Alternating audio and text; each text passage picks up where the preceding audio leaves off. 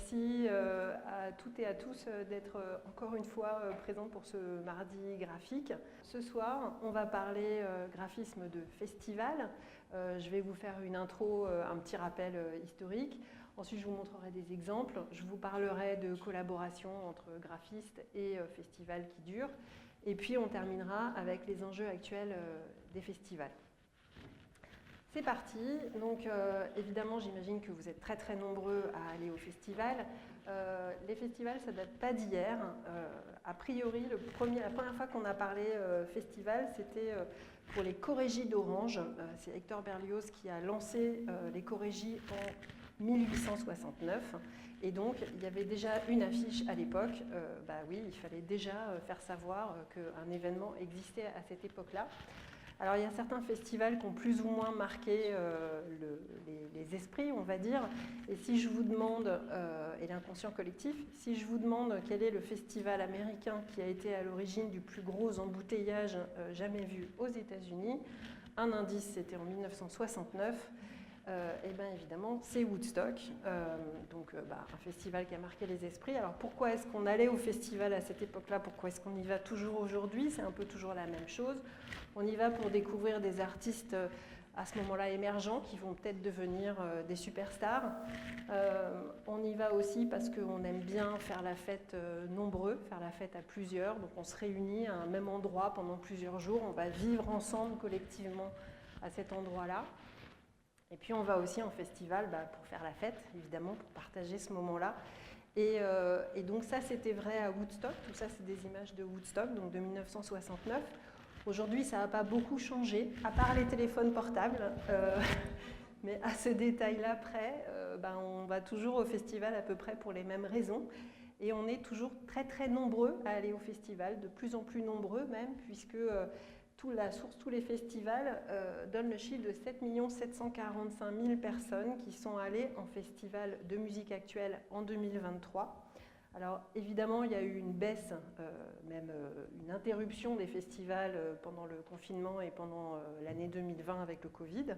Mais depuis, on a retrouvé le niveau, on a progressé même par rapport au niveau d'activité du spectacle vivant marchand, puisqu'on est revenu, il y a eu une forte progression, donc on a rattrapé ces années-là. On est passé d'à peu près 7300 festivals en 2019 à un peu moins de 8000 festivals aujourd'hui. Donc il y a énormément de gens qui vont à des festivals. Je suis sûre que si je vous demande de lever la main, il n'y aura pas grand monde qui va garder sa main en bas. Énormément de festivals et donc énormément de visuels, d'affiches de festivals. Alors, comment faire pour arriver à les voir tous? Évidemment, on n'y arrive pas. Donc, on va regarder le classement Topaf, que vous devez connaître, qui chaque année présente une centaine d'affiches de festivals. Alors, comment ils choisissent? J'imagine que c'est un peu par goût. Hein. Nous aussi, c'est pareil. Moi, je n'ai pas la prétention. On n'a pas vu les 8000 affiches de festivals de 2023 chez Pollen. On a regardé le classement Topaf, mais on a aussi nos sources et les trucs qu'on regarde nous au studio. Donc ce dont je vais vous parler là, c'est d'exemples qui nous ont marqué nous. Ça n'est pas exhaustif, évidemment, il y aura sûrement des studios auxquels vous penserez dont je ne vais pas parler. Mais voilà, on peut montrer qu'un petit échantillon. Et alors pourquoi est-ce que je parle d'affiches? Je pourrais parler de visuels de référence. L'affiche, il y a le côté imprimé. Quand je dis affiche, c'est ce visuel qui va faire l'identification d'un festival. Donc il peut être sur les réseaux sociaux ou il peut être sur une affiche. C'est qu'est-ce qui fait qu'on va reconnaître un festival. Donc, je vais parler de l'affiche, c'est le premier vecteur de communication du festival. Et à quoi ça sert? Eh bien, évidemment, ça sert à dire qu'est-ce que c'est, à quelle date, à quel endroit. Donc c'est vraiment un support qui informe, c'est la première fonction. La deuxième fonction, c'est de donner l'ambiance, la coloration de la manifestation, d'essayer de véhiculer un peu un état d'esprit, et puis du coup de donner envie d'y aller, hein, d'interpeller, d'attirer l'attention. Et puis la troisième fonction, c'est que une fois que vous avez vu cette affiche quelque part, quand vous allez acheter votre billet ou quand vous allez surfer scroller sur Insta ou sur des réseaux, que vous allez revoir passer une communication, vous allez reconnaître tout de suite que c'est ce même festival que vous voyez passer. Donc c'est la reconnaissance. Alors, pourquoi les graphistes aiment particulièrement créer l'identité d'un festival? On en parlera peut-être avec les invités. À notre avis, ce qu'un festival a de particulier, c'est que vous avez une grande liberté quand un commanditaire responsable d'un festival demande à un graphiste d'en créer l'identité. Il lui laisse souvent une assez grande liberté créative. C'est sans doute là qu'on attend du graphiste le plus d'innovation, le plus de prise de risque graphique. Donc c'est sans doute la première raison qui fait que les graphistes aiment bien ça. La deuxième raison, c'est aussi que vous êtes visible dans l'espace public. Parfois, vous avez des affiches dans la rue, dans votre ville. Parfois, vous avez des posts sur les réseaux sociaux. Et puis, ça a aussi une durée de vie assez courte. Donc, c'est à un moment donné, c'est à un instant donné. Donc, ça reflète l'ambiance, l'état d'esprit d'un moment. Et donc, toutes ces raisons-là, ça fait que souvent, les graphistes aiment bien faire des identités de festivals. Est-ce que le prix joue dans cette équation? Pas sûr, on en parlera peut-être tout à l'heure avec nos commanditaires. Mais bon, on sait tous que le milieu culturel n'est pas forcément la commande qui va être la mieux rémunérée. Voilà, mais en tout cas, c'est très visible. Et en plus de ça, quand vous faites l'affiche d'un festival, c'est une manière de reconnaissance, c'est-à-dire que vous allez être jugé par vos pairs, par les autres graphistes. Ah tiens, t'as vu, c'est tel studio qui a fait l'affiche de tel festival. C'est une forme de reconnaissance en fait quand on fait l'affiche d'un festival, un peu. Des exemples inspirants. Alors, je ne sais pas si vous avez remarqué, depuis quelques années, on voit vraiment des illustrations partout. Ça fait, je pense, à peu près une dizaine d'années qu'on voit une illustration. Oh là, pardon, il faut que je mette mes cheveux en arrière. Ça fait une dizaine d'années qu'on voit des illustrations vraiment de plus en plus souvent autour de nous. Je vais commencer par un exemple à l'inverse de ça, avec Brest qui, pour 2 festivals, utilise de la photo. Peut-être qu'on va finir par revoir la photo arriver dans les images de festival. C'est pour ça que je voulais commencer par ça, parce que c'est un peu un contre-pied. Donc voilà, et en même temps c'est de la photo et c'est de la typographie. Et évidemment, là il y a des partis pris, des choix typographiques qui sont vraiment intéressants. C'est 2 festivals différents, hein, ça n'a rien à voir. Mais je trouvais ça intéressant parce que voilà, ils sortent des codes de l'illustration qu'on peut voir beaucoup en ce moment. Des exemples, du coup, alors là je reviens à quelque chose d'extrêmement sobre mais hyper impactant, où c'est vraiment, quand je vous disais tout à l'heure qu'une affiche ça sert à informer sur les dates, etc., là on est en plein dedans. Sur les réseaux sociaux, c'est des formes qui sont animées, des formes qui sont en arrière-plan. C'est vraiment la version super minimale du graphisme, mais ça marche super bien en fait, c'est vraiment très chouette. Si j'avance un peu plus je vais un peu plus vers l'illustration en fait. Les diapos sont triés du moins vers le plus. Là c'est le festival Longevity. Donc c'est plus Minus Studio. Ils ont pris cette typo là, Longevity. Ils ont travaillé une espèce de fausses lettres personnages et avec des bulles. Et donc ça c'est super pratique parce que quand vous avez des visuels verticaux, vous pouvez recomposer vos éléments d'affiche à la verticale, à l'horizontale. Enfin c'est hyper pratique à utiliser. J'avance vers quelque chose de plus en plus illustratif. Donc ça, c'est les affiches de Maison Solide pour Udada, qui sont, qui sont vraiment très chouettes, hyper impactantes, hyper visibles, ultra simples. Enfin, il y a de la typo et un contour et 2 couleurs, mais ça marche très très bien. C'est assez singulier comme communication. Et puis, en illustration, évidemment, comme je vous le disais, il y a une énorme richesse depuis une dizaine d'années, donc il y a des styles graphiques et des styles illustratifs extrêmement variés. Là, c'est le travail de Christina Dora pour 2 festivals différents. Là, on est vraiment dans des codes illustratifs très très actuels, des couleurs saturées, du cerné, des visuels qui racontent une histoire, un peu comme de la BD avec des cartouches différents et un style très reconnaissable, des couleurs saturées, etc. Voilà, donc ça c'est représentatif d'un style illustratif qu'on voit beaucoup. Là, je vous montre des affiches du festival Wheel of Green qui sont faites par 2 graphistes différents. Là, ce qui nous intéressait avec cet exemple-là, c'est que ce sont des affiches pour un festival de musique. Et donc, on voit l'importance que prend la programmation sur l'affiche. En fait, évidemment, pourquoi est-ce qu'on va à un festival de musique? C'est beaucoup pour les têtes d'affiche. Sans doute plus que pour la couleur de l'affiche ou que pour la typo qui a été choisie. Et donc là, on voit à quel point c'est important la programmation. Sur l'affiche de gauche, c'est Malika Favre qui a fait cette création. Celle de droite, c'est Yahi Li. dans un style très années 80, aérographe, rétro, etc. Et là, ce qui est intéressant, c'est que donc on est à gauche en 2023, à droite en 2024. Il n'y a aucune cohérence entre les deux affiches. Les exemples que je vous montre là, c'est des festivals qui font le choix de changer chaque année, en fait, de ne pas forcément avoir un marquage, ne serait-ce que typographique, qui se reconnaissent. On passe vraiment d'un univers à un autre complètement différent. Pour le festival Bel Air, là c'est le même studio, c'est Bureau Indépendant qui a fait ces deux affiches-là.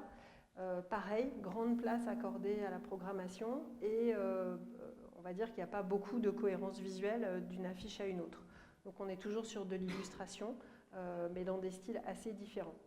Maintenant je vais vers de l'illustration plus, comment dire, abstraite, avec le travail de l'atelier Tout va bien. Donc ici le travail pour le festival musique art visuel MV. Donc c'est un volcan, mais ça fait une image très abstraite avec ses pointillés. Et un autre travail qu'ils ont fait pour le festival Propagation, où là il y a un super beau travail d'impression avec un Pantone argenté et un ton direct, et donc une affiche qui brille. Et toujours dans des exemples d'illustrations plus abstraits, il y a le travail de Superscript pour Nuit Sonore en 2023. Alors il y a un super article sur Kiblin qui explique comment ils ont fait ce travail-là. Et c'est vachement intéressant parce qu'en fait ils ont appliqué ce qui se fait en musique à l'image. Donc en gros ils expliquent ça là sur l'écran de gauche. Ils ont samplé, répété, fait des oscillations, fait de la diffusion, etc. à partir d'un visuel. Ils ont appliqué en fait ce que les musiciens font à la musique, ils l'ont appliqué à l'image. Et c'est comme ça qu'ils ont créé ce visuel qui est en bas à gauche, très coloré avec des espèces d'ondes de couleurs.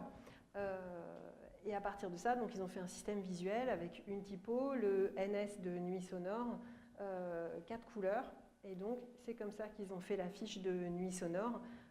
Avec cette texture, moi je trouve ça vachement sympa que le processus de fabrication reprenne le processus de fabrication de la musique en fait. Et puis ça fait un visuel assez intéressant et novateur. La particularité de Nuit Sonore, c'est qu'il y a un logo, enfin ce N et ce S que vous voyez à droite, qui se répètent d'une année sur l'autre. Pour autant, ils changent aussi de studio d'une année à l'autre. Donc de Superscript, ils sont passés à Super Terrain. Ils restent dans les super, donc il faut s'appeler Super ou Super quelque chose pour bosser pour Nuit Sonore. Et donc on reste sur quelque chose d'abstrait. Mais Super Terrain, eux, ils sont partis du fait que Nuit Sonore, ça a lieu dans une ancienne fonderie, chaudronnerie. Et donc ils ont fait un N et un S très noir et blanc pour évoquer l'acier et des couleurs de fond qui sont comme si elles étaient chauffées hyper fort et comme si elles dégoulinaient tellement elles sont chaudes, quoi. Voilà. Et donc ils ont rappelé le petit NS, le petit logo sur la droite. Mais donc il y a un peu une cohérence parce qu'il y a un N, un S et puis il y a un habillage graphique abstrait, mais c'est quand même une proposition assez différente. Donc voilà des exemples de studios, de commanditaires qui vont aller chercher des studios différents et qui ne vont pas forcément chercher une collaboration sur la durée. Maintenant, je vais vous montrer évidemment l'exemple inverse avec des studios qui travaillent pendant plusieurs années pour le même festival. Et donc je vais faire un petit retour en arrière, on va retourner en 2002 pour un festival photo. Et donc, ce n'est pas du tout des photos qui nous sont présentées, c'est le travail que Michel Bouvet a fait. Alors, il y a une coquille là, c'est de 2003 à 2013 et pas 2012. Donc, pour un festival photo, alors il faut se remettre à l'époque, en 2003, on ne voyait pas souvent de l'illustration. Aujourd'hui, on en voit beaucoup, partout, mais à cette époque-là, on en voyait beaucoup moins. Et donc, pour parler de photos, il a pris ce parti pris assez étonnant de montrer de l'illustration et de décliner ces fruits et ces textures avec cette typographie, ce marquage typo qui est très reconnaissable pour Arles. Pendant une dizaine d'années, il a fait ça, il a fait des animaux aussi. Et donc, évidemment, quand vous voyez ça dans la rue une année, l'année suivante, vous reconnaissez tout de suite que c'est le Festival d'Arles. Et puis, c'est quand même assez marrant de faire de l'ILU pour parler de photos. Toujours pour le Festival d'Arles, après Michel Bouvet, c'est ABM Studio qui a repris le flambeau. Et donc eux, ils se sont remis à montrer des photos, mais pour montrer le point de vue du festival sur la photo, ils ont pris le parti de mettre à l'envers toutes les photos et d'avoir toujours un bloc texte placé en haut du visuel qui fait la reconnaissance. Donc là c'est pareil, une fois que vous l'avez vu une fois, deux fois, vous reconnaissez tout de suite les affiches du Festival d'Arles. Voilà, et puis ça marche, ça fonctionne assez bien visuellement, quoi. Donc ABM Studio, ils ont travaillé comme ça pendant 5 ans pour le Festival d'Arles. Ils ont continué après de travailler pour Arles avec une direction artistique un peu différente. Ils ont revu leur copie, donc avec un dispositif où il y a ce grand A pour Arles, évidemment, placé au centre, avec une légère transparence avec la photo qui est en arrière. Toujours un bloc texte placé en haut à gauche, charté de la même manière. Et puis d'une année sur l'autre, on décline avec des photographies différentes. Vous avez à droite le dernier visuel en date. Voilà, donc maintenant c'est assez rare de voir c'est marrant parce qu'au début, ils utilisaient avec Michel Bouvet de l'illustration. À une époque, on n'en voyait pas beaucoup. Et maintenant, on ne voit pas beaucoup de photos. Et maintenant, ils utilisent de la photo. Toujours des exemples plus photos. Donc là, c'est le travail de Kérosène à Rennes. Ça fait des années qu'ils collaborent avec Court-Métrange. Donc la reconnaissance se fait sur 2 choses, sur le bloc texte Court-Métrange qui est toujours même typo, etc. Et sur le visuel qui est toujours un visuel super bizarre, un peu gore, un peu glauque, un peu dérangeant. Ils n'avaient jamais... Alors, Kérosène, ils font de l'intelligence artificielle avant l'intelligence artificielle. C'est-à-dire qu'à l'époque où ils faisaient ces visuels-là, évidemment, il n'y avait pas de Midjourney et tout ça. Donc, ils ont toujours été hyper bons, reconnus internationalement pour la retouche photo. Le seul visuel dans lequel il y a de l'IA, c'est celui qui est à droite, c'est le dernier. C'était en 2023. C'est le seul qui utilise de l'IA. C'est marrant d'ailleurs parce qu'ils avaient montré à leurs clients plusieurs images, certaines qui intégraient de l'IA et d'autres qui n'en intégraient pas du tout. Et ils avaient demandé à leurs clients, alors, sur lesquels on a mis de l'IA, vous allez deviner. Et évidemment, le client était incapable de reconnaître. Il a dit, celle-là, il y a de l'IA, en fait, il n'y en avait pas. Et celle où il y en avait, en fait, il n'a pas vu. Donc voilà, pour la petite histoire. Donc voilà, quelques festivals qui utilisent la photo. Évidemment, à Rennes, on aime bien le travail de Johan Buffetot sur les embellis, qui fait un super travail illustratif depuis quelques années. Donc là, ça fait depuis 2017 qu'il collabore avec les embellis. À chaque fois, des élus assez différentes, mais on a quand même une reconnaissance parce qu'il y a toujours ce titrage, les embellis, un visuel assez sobre, assez épuré. Voilà, et puis le travail de Pollen. Alors nous, on a travaillé pendant 8 ans avec les Nuits de la Mayenne et on a eu plusieurs périodes en fait. Il y a eu une première période où c'était très illustratif avec un bloc texte qu'on retrouvait d'une affiche à l'autre et on partait de la programmation du festival. Alors les Nuits de la Mayenne, c'est un festival de spectacles vivants qui est donné dans des lieux de patrimoine le soir en plein air, par exemple le jardin d'un château, par exemple un jardin public, voilà. Et donc sur la fiche de droite, là, il donnait Hansel et Gretel dans la forêt, par exemple. Donc c'est ça qui avait inspiré l'affiche. Donc on a une période comme ça assez illustrative. Et puis après, on a une période de 3 ans où là, on faisait des affiches plus abstraites. Et l'idée, c'était de montrer la magie, un peu le mystère de la nuit et le mystère du spectacle. Plus avec des textures, des impressions, voilà. Donc ça a duré 3 ans, ces 2 années-là et l'année que vous voyez là à gauche. Et puis la dernière affiche, on était reparti, celle de droite, sur une illustration plus texturée avec des pastels gras, donc vraiment quelque chose de fait à la main, très matiéré, très personnel. Et alors, difficile de parler de longue collaboration entre un studio et un festival sans parler de Elmo. Alors, cœur pour Elmo. Donc Elmo, ça fait quand même depuis 2002 qu'ils travaillent avec le festival Jazz d'Or. Ça fait 22 ans qu'ils arrivent à travailler avec le même festival, comme quoi on peut travailler dans la durée et se réinventer et proposer des choses toujours intéressantes. Donc c'est pareil, eux aussi, ils ont eu des périodes en fait. Donc là, vous voyez les 3 premières années où, je ne sais pas si vous vous rendez compte de loin, mais il y a le mot jazz qui est écrit sur le visuel à chaque fois, avec un jeu graphique sur les lignes de la couverture. Donc ça a duré quelques années. Après, ils ont fait tout un travail sur les portraits avec des surimpressions, mais avec des super couleurs. On ne voyait pas trop ça encore à l'époque. Donc le travail des portraits, ils l'ont continué aussi pendant plusieurs années. Là, pareil, des couleurs, et puis il y a des reflets en fait sur la matière qui est par-dessus les portraits. Il y a de la brillance. Donc, toujours avec une super composition typo, évidemment. Et puis ensuite, ils sont allés vers quelque chose de plus abstrait. Donc il y a eu ces visuels-là avec les rubans. Ils ont décliné l'idée des rubans de manière différente. Et puis ils sont allés sur quelque chose de très abstrait. Moi, mes prefs, c'est celle de 2017-2018, où donc il y a un fond en noir avec les informations de base, donc Jazz d'or, la date, etc. Et par-dessus, il passe en sérigraphie des couches de couleurs pures, et du coup, ça fait des visuels super beaux. Évidemment, quand c'est dans l'espace public, comme c'est des couleurs très pures, ça se voit très bien. Et même si là, vous voyez, on est sur du bleu et du rouge, alors qu'avant on était sur un fond noir, on reconnaît évidemment tout de suite le principe. Et puis, il variait les formes et il variait les couleurs, donc ça faisait des affiches très différentes les unes des autres, en fait. Voilà, aujourd'hui, la dernière affiche, c'est celle de droite, là, c'est la 38e édition du festival Jazz d'or.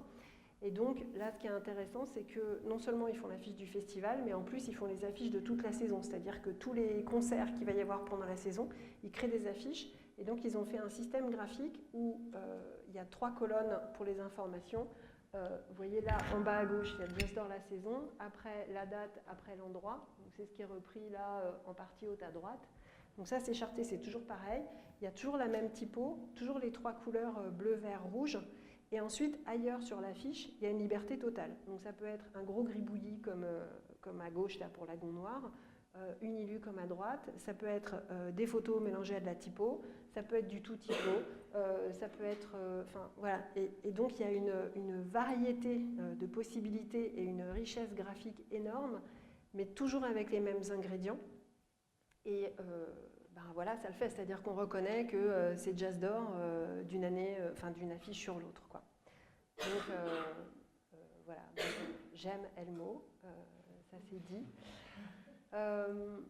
Donc en résumé, l'identité d'un festival, évidemment, c'est un principe graphique fort, donc un lettrage, un visuel qui soit photo, illu, typo, etc.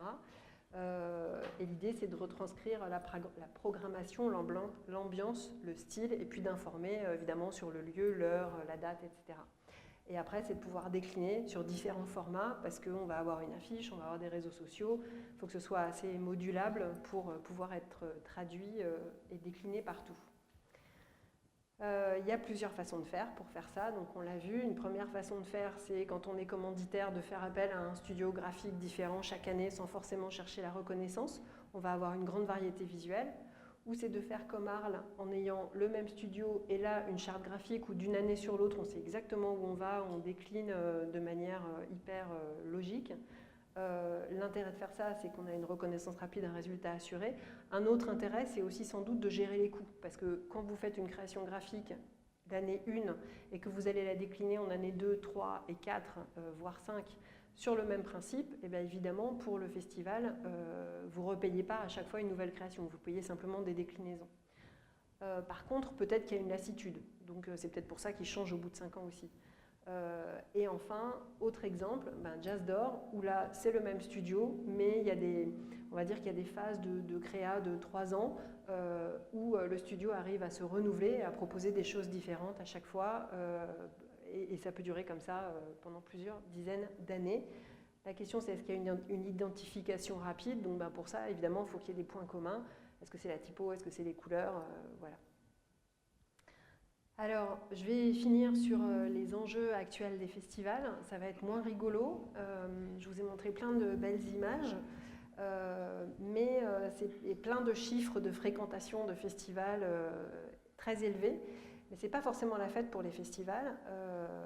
Le syndicat des musiques actuelles indique le chiffre de 43% des festivals qui ont eu des soucis financiers en 2023.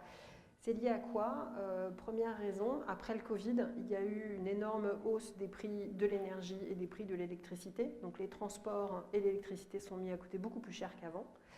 Et puis il y a aussi eu une énorme augmentation du cachet des artistes. On parle de 20% d'augmentation entre 2022 et 2023, donc c'est vraiment beaucoup, beaucoup. Pour vous donner un exemple, alors je ne vais pas parler des gros festivals qui peuvent se payer, comment ça s'appelle déjà, Billie Eilish par exemple, parce que Billie Eilish, il faut quand même débourser 2 millions d'euros pour arriver à la faire venir, donc c'est pas tout le monde qui peut se payer Billie Eilish. Je suis tombée sur une interview du directeur de Hard Rock dans Ouest France, qui disait que lui, c'était plutôt 30% d'augmentation pour lui, le cachet des artistes récemment. Et il citait Orelsan, il disait que Orelsan était venu en 2020 ou en 2019 à Rock en Seine. À l'époque, ils pouvaient se le payer, donc eux, ils font des cachets d'artistes qui vont de 2 000 à 110 000 euros. Aujourd'hui, ils ne peuvent plus se le payer. Et donc j'ai trouvé sur un des derniers festivals auxquels il a été présent, Orelsan, en Suisse, en 2023, son cachet c'était 480 000 euros. Donc c'est sûr que ça fait beaucoup d'augmentation en peu de temps, quoi. Donc c'est un problème pour les festivals parce que évidemment vous allez voir des têtes d'affiche, c'est ça qui va faire se déplacer, que les gens vont se déplacer. Si les têtes d'affiche deviennent hors de prix, comment faire pour arriver à faire perdurer son festival ? Autre souci qui se pose au festival, c'est les aléas climatiques. Évidemment, beaucoup de festivals ont lieu en été. Or, la météo en été est de plus en plus capricieuse. Vous avez sûrement entendu parler de festivals qui ont dû fermer pendant une journée. Les Eurokéennes avaient fait parler d'eux en 2022 parce qu'il y a un pilier avec des projecteurs qui étaient tombés sur les gens. Donc, il y avait eu 14 blessés. Plus récemment, Papillon de nuit, en mai 2024, il y a eu un énorme orage, coulée de boue et tout ça, ils ont dû annuler. Enfin, il y en a plein, hein, je ne montre que 2 exemples, mais il y en a beaucoup. Donc, comment vous faites quand vous avez un jour de perdu, par exemple, sur votre programmation ? C'est pas évident. Et enfin, il y a un troisième souci, c'est qu'avant, on ne faisait pas du tout le bilan carbone des festivals, mais là, ça y est, ça commence à sortir. Je suis tombée sur une étude de The Shift Project qui dit que l'équivalent CO2 d'un festival, c'est à peu près 15 656 tonnes pour donc 4 jours d'un grand festival, type Vieille Charrue. Donc, c'est quand même pas rien, enfin, il y a un vrai impact. Donc, du coup, comment arriver à gérer ça alors que on a envie de faire la fête, mais on n'a pas forcément envie de bousiller la planète, quoi. Et d'ailleurs, je ne sais pas si vous avez vu, le dernier Ouzbek Erika titre là-dessus, en couverture, faut-il en finir avec les grands rassemblements ? Parce que, oui, ça a un impact, quoi. Donc, pour moi, les festivals, ils sont dans une phase de contradiction. Et là, j'aurais pu rajouter une diapo, c'est qu'est-ce qui va se passer avec les élections, hein, on est vraiment dans l'actualité, mais là, la culture en général et les festivals en particulier, il y en a beaucoup qui sont aidés par les régions, les départements, etc. Qu'est-ce qui va se passer après les élections ? C'est une diapo que j'aurais pu rajouter en plus, parce que là, c'est quand même... voilà. Donc on rentre en phase de contradiction. D'un côté, il y a une forte hausse des tarifs, de l'énergie, des cachets des artistes, de l'électricité, peut-être une baisse de subventions. La réponse qui a été apportée jusque-là, c'est faire toujours plus d'entrées, essayer de faire venir toujours plus de monde. Mais quel est le coût environnemental ? Comment est-ce qu'on fait qu'est-ce qui va se passer ? Donc, ils sont vraiment... j'aimerais pas être chargée de com de festival aujourd'hui parce que ça va pas être simple d'arriver à résoudre ces problèmes-là. Est-ce que les graphistes ont leur mot à dire là-dessus ? Je ne sais pas, mais en tout cas, il y a des sacrés défis qui les attendent. Et voilà, j'en ai fini avec la conférence. Alors, merci beaucoup à vous 4 d'être là ce soir pour témoigner. On va commencer par une petite présentation. Peut-être vous allez tous dire qui vous êtes, ce que vous faites, et puis après on rentrera dans le vif du sujet. Bonjour à tous et à toutes. Moi, c'est Juliette Lanoux. Je suis graphiste DA à Pollen depuis 5 ans. À Pollen, on est 5 graphistes DA basés à Rennes. Bon, je pense qu'il y a une bonne partie d'entre vous qui commencent à nous connaître maintenant. On travaille pour du culturel, donc on va montrer quelques projets, mais pas que. On fait aussi de l'institutionnel, des clients privés, voilà, un peu de tout. Qu'est-ce que je peux rajouter ? Je crois que c'est tout. Et on organise les mardis graphiques, tout à fait, depuis déjà 2018. Merci Laurence. Merci, bonjour à tous. Moi c'est Paul Peretti, je suis graphiste chez Mini Studio, cofondateur aussi de Mini Studio, donc avec mon binôme Corentin Vigneron, qui n'est pas là aujourd'hui, qui ne pouvait pas venir. Ça fait 7 ans que le studio existe, ouais c'est ça, 7 ans.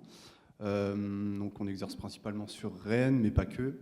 Bon nombre de nos clients sont rennais, mais on travaille aussi beaucoup avec des clients aussi français, un petit peu plus en plus, ça reste ponctuel, mais à l'international.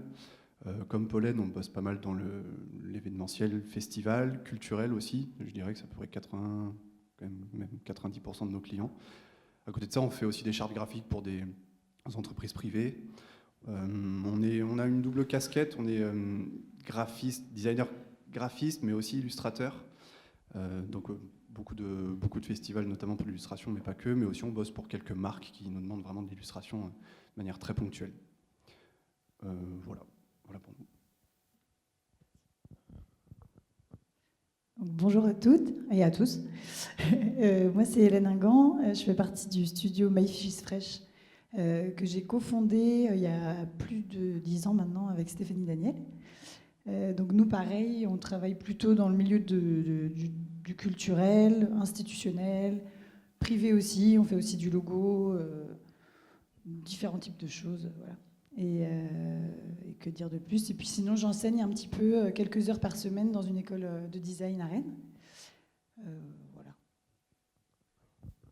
Bonjour, moi c'est Charline Dupont, je suis responsable de la communication au Festival mondial des théâtres de marionnettes.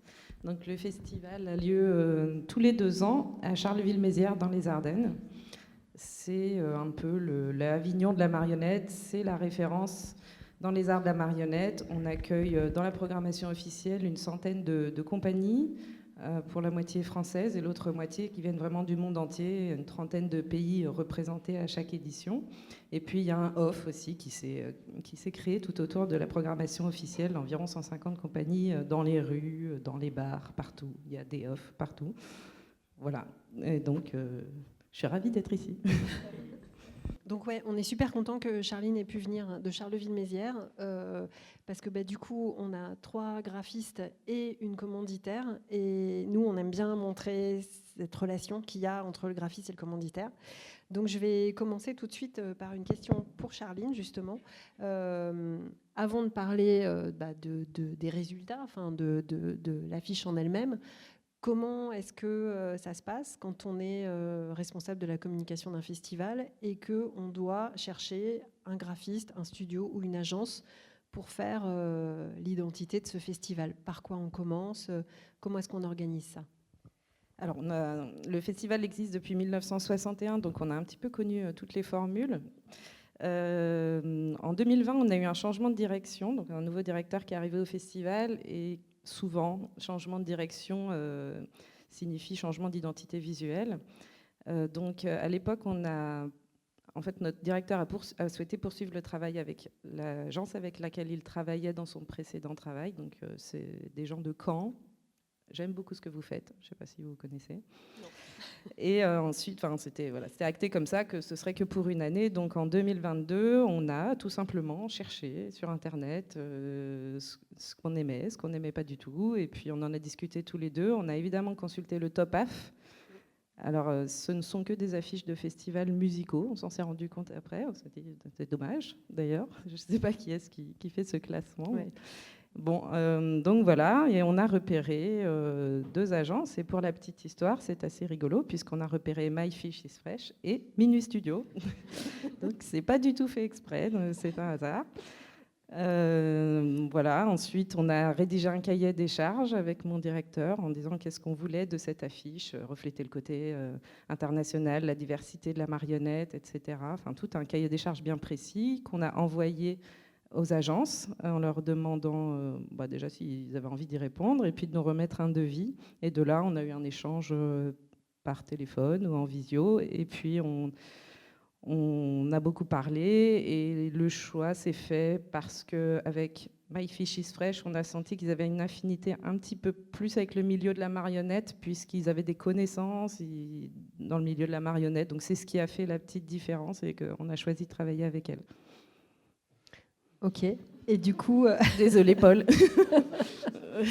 Non, mais du coup, c'est marrant, c'est intéressant, parce que quand on a organisé le mardi, en fait, on savait pas ça. Donc, nous, on a invité Minuit Studio et My Fish is Fresh, parce qu'on aime bien leur travail respectif.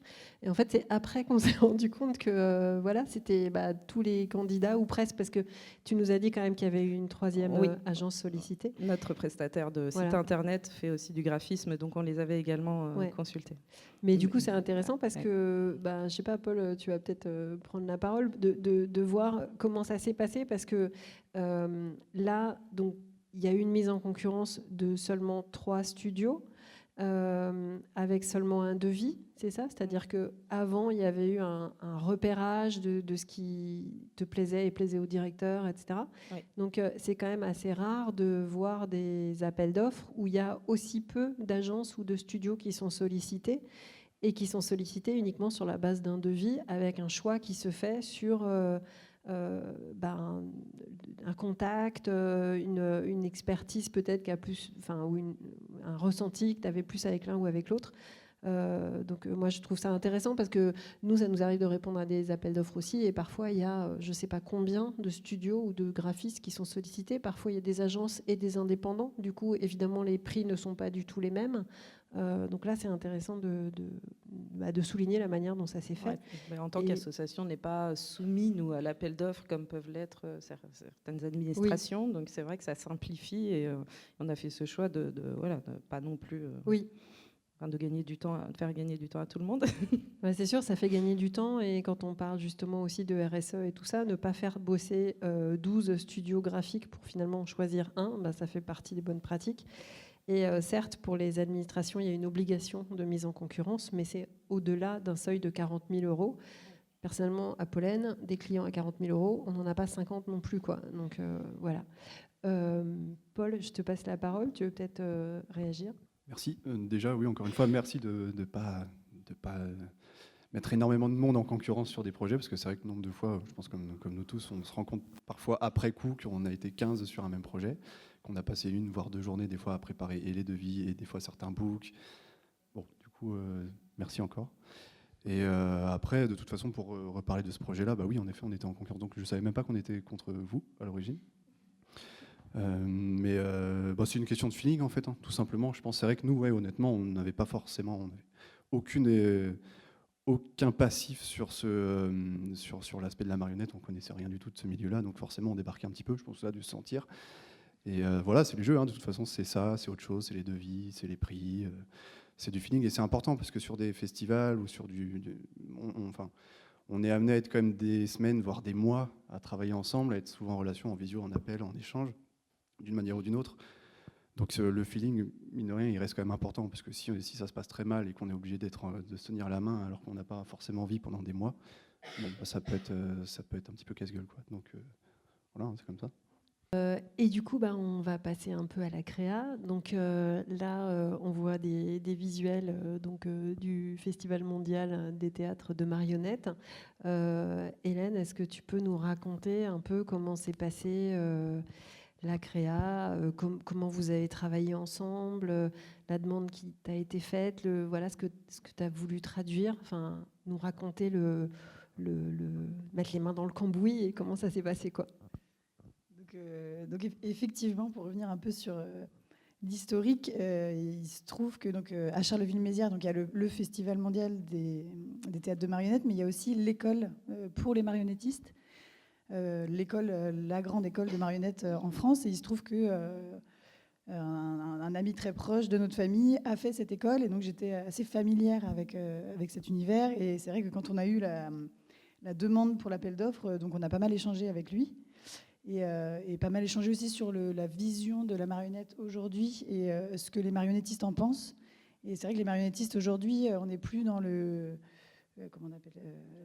Castelet, Guignol et tout ça. Il y a vraiment de la création contemporaine très pointue, parfois même pas ouverte à tous les publics. Ça s'étend aussi beaucoup au théâtre d'objets. C'est très complexe en tout cas et très créatif. Et du coup, eux, c'était un peu ce qui ressortait, et ce qui ressortait aussi de ce que nous disait Charline et Pierre-Yves, le directeur. C'est on veut sortir de ce cliché de la marionnette un peu le Castelet, et montrer qu'il y a vraiment de la création, que c'est vraiment un univers pas assez connu, je pense aussi, et puis que parfois on dénigre presque, alors qu'on connaît très peu, quoi. Donc nous, ça a été vraiment ça, c'était vraiment à faire une grosse recherche là-dessus, Ouais, c'était changer l'image, Voilà. peut-être que les gens ont des marionnettes en fait, ou des Voilà. spectacles. Ouais. C'était un peu ça l'idée, c'était de redynamiser un petit peu et puis pourquoi pas amener un peu une touche de mystère aussi dans le visuel et que ça donne aussi un peu envie d'aller plus loin. Ne pas non plus être dans la description de ce que c'est parce qu'en fait, comme dit Charline, le festival, là j'ai pu y aller cette année, c'est juste incroyable, quoi. C'est énorme, il y a des toutes formes de marionnettes partout, il y a une programmation donc eux font qui est très pointue, puis il y a tout le off, enfin donc c'est très difficile de tout raconter. De toute façon, c'est pas ça l'idée d'une affiche non plus, et je pense qu'on en reparlera.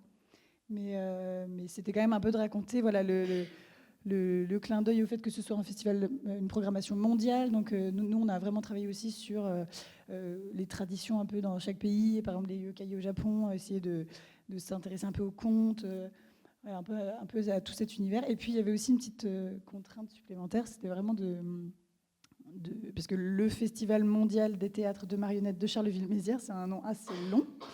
Et donc, donc Charline et Pierre nous ont vraiment demandé de travailler sur les lettres FMTM, vraiment comme un symbole et vraiment un peu intégré à l'affiche. C'était un peu la volonté, nous, de la note d'intention qu'on a donnée justement au moment de l'appel d'offres. Voilà. Et aussi un besoin de décliner l'identité sur plein de supports, parce qu'il y a vraiment, j'ai vu même un train ou un bus habillé, un tramway, énormément de supports.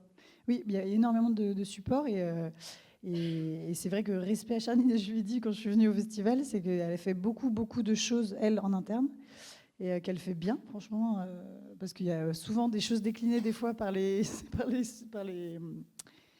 chargés de communication ou autres qui sont des fois un peu faire. Mais là, franchement, c'était hyper respectueux du visuel et puis c'était tu t'en es super bien sorti, je trouve, vu le nombre de déclinaisons que tu avais à faire, quoi. Et nous, ce qu'on fait, c'est avoir une affiche qui peut se décliner facilement aussi. Nous, on livre aussi un kit de communication un petit peu avec les couleurs, les éléments graphiques. Essayer de faire quelque chose de plus simple à utiliser aussi pour eux derrière. Et donc voilà, nous, on a fait quelques déclinaisons, mais pas tant que ça au final. C'est aussi beaucoup Charline, quoi. Ouais, ok, ouais. Super. Paul, toi, tu vas peut-être nous raconter un peu pour Jazzèbre comment s'est passé le travail, comment vous travaillez à Minuit Studio. Est-ce que vous travaillez tous les deux en parallèle? Est-ce que vous échangez vos fichiers?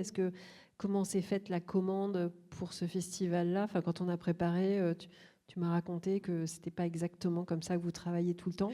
Donc, vas-y. Déjà, comment on travaille au studio? Donc nous, on est deux depuis le tout début, mais ça, je pense que c'est parti des études. En fait, avec Corentin, on a fait nos études ensemble. Donc on se mettait très souvent en groupe, tous les deux si possible. Et en fait, on a depuis le début l'habitude de mélanger, de faire nos travaux à quatre mains. C'est-à-dire qu'il y en a un qui commence une composition et très rapidement, donc il la propose à l'autre. Bien évidemment, même si par exemple Corentin commence quelque chose, il me dit aussi, on est beaucoup dans le dialogue, il me dit tout de suite sur quoi il a envie de partir. Donc moi, de mon côté, je sais aussi sur quoi il part, pareil, et inversement. Et en fait, une fois qu'il y a une esquisse qui est posée, par exemple, si Corentin commence, après il me la donne, moi je rajoute des choses, j'enrichis, j'enlève, lui pareil, en fait, jusqu'à un certain stade où on ne sait même plus trop qui a fait quoi sur l'affiche. Des fois, le plus dur, c'est de se dire, finalement, on arrête là, c'est pas mal, je pense. On est des fois juste même tous les deux sur un seul ordinateur pour ajuster les couleurs et se mettre d'accord. Donc voilà, globalement, comment on travaille sur tous les projets. Après, c'est vrai que celui-ci a été particulièrement... C'est des clients qui aiment bien nous challenger, donc ça fait la 3e année qu'on travaille avec eux sur ce festival-là, donc à Perpignan. Et donc la première édition, c'était quelque chose de très vectoriel, assez simple. Et là... il nous avait demandé d'essayer de partir dans du pictural, chose qu'on n'avait pas forcément l'habitude de faire. Donc moi, c'est un peu la première fois depuis quelques années que j'ai ressorti vraiment ma peinture et à faire des essais vraiment de plasticien, quoi, rappeler les bonnes années de fac. Et du coup, voilà, pour faire des essais de ce côté, et puis finalement pour arriver à un hybride. Donc c'est vrai qu'on n'a pas... Nous, on utilise souvent Illustrator, Photoshop. Pour celle-ci, on a utilisé donc un hybride, on passe aussi par Procreate, donc on a créé des brushes nous-mêmes, donc les effets un peu de pinceau. On les a créés à partir d'un brush existant, mais histoire de vraiment personnaliser un petit peu la chose, pour arriver à une composition qui est pas figé. En fait, on avait envie, là, pour cette fois-ci, de pondre plus un concept créatif que quelque chose qui soit forcément figé.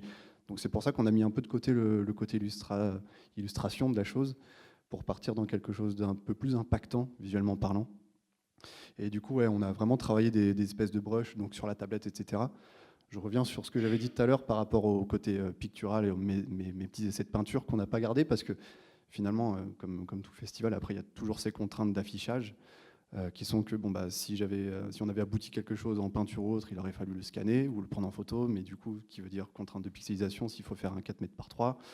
Donc on est resté quand même sur les logiciels, même si c'est pas du vectoriel ici, on a réussi à faire des très très grands formats qui puissent facilement s'adapter à la demande. Et du coup, voilà, pour arriver à finalement quelque chose qui en effet, sorte un petit peu de ce qu'on fait d'habitude, mais histoire de pouvoir retrouver des éléments. Voilà, on est parti vraiment sur ces brushes-là, donc l'idée c'est de retrouver ces brushes un petit peu partout.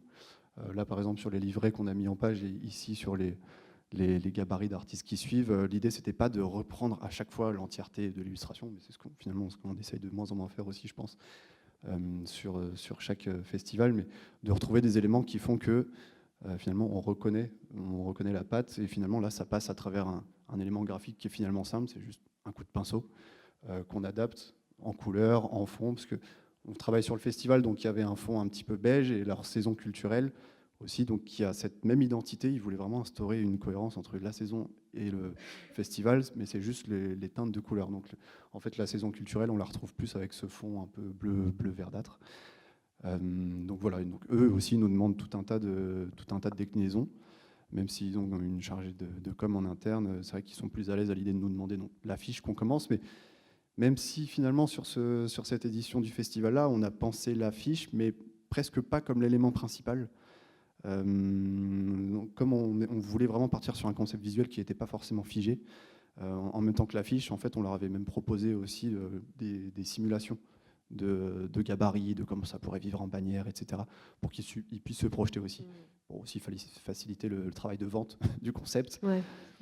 Donc voilà, globalement pour ça. Et ce qui était intéressant aussi, c'est que tu me racontais que sur votre process de travail, vous commenciez souvent par faire des mood boards pour tester un peu les clients. Ouais. Et alors, on y reviendra peut-être après, mais c'est marrant parce qu'à Pollen, c'est un peu comme ça qu'on bosse aussi. Et donc, Juliette, non, pardon, je pars dans le mauvais sens. Tu vas nous parler de l'Alpe d'Huez et un peu de comment ça s'est passé pour créer ce visuel, sachant que pour l'Alpe d'Huez, c'est vraiment que la partie illustration qu'a créé Pollen, puisque le titrage que vous voyez en partie haute est imposé par le festival. Mais vas-y, je te laisse raconter. Oui. Alors, tu parlais de mood board, donc je vais peut-être commencer par là. À Pollen, en général, donc là, c'était un appel d'offres. Voilà, on a répondu à un appel d'offres, donc on a fait un peu une note d'intention. Et à la suite de cet appel d'offres, on a proposé tout un mood board. Enfin, on appelle ça une pige, nous, à Pollen. Et en fait, on a dégagé des axes. Enfin, disons qu'on savait qu'on partirait dans de l'illustration, mais voilà, on se disait quels sont les grands axes qu'on peut leur proposer, sachant qu'ils nous avaient déjà briefé, on avait des bouts d'idées. Et un des grands axes principaux, c'était l'idée de la contemplation. Donc c'est un peu la finalité que vous avez vue juste avant. Mais là, ce que vous voyez là, c'est trois croquis qu'on a fait après l'étape de pige. Donc pige, c'était des images qu'on n'avait pas forcément fait nous. Là, on passe au stade de croquis. Et en fait, c'est une manière pour les clients de se projeter. Donc il n'y a pas du tout la partie texte, ni rien. Là, on est vraiment sur juste l'intention globale. Donc ils ont beaucoup aimé les trois. Ils se sont un peu arrêtés au début sur celle de gauche, qu'ils trouvaient assez poétique, assez douce. Par contre, ce qui les dérangeait, en fait... j'ai même pas fait de contexte. Le festival Alpe d'Huez, je ne sais pas si certains connaissent. C'est un festival de cinéma de comédie. Je crois que c'est le festival de France, enfin le seul festival de comédie de cinéma. Et il voulait montrer voilà, l'aspect très contemplatif de la montagne, parce que ça se passe à l'Alpe d'Huez, donc en altitude. Donc voilà, la piste de gauche répondait beaucoup à ça. Par contre, il y avait le côté très seul de la personne qui les dérangeait. Et c'est vrai que quand on est dans une salle de cinéma, on est souvent entouré. Enfin, on n'est jamais, pardon, on n'est jamais seul à y aller. Et il voulait montrer vraiment le côté, voilà, la cohésion, le fait d'être à plusieurs à regarder le film.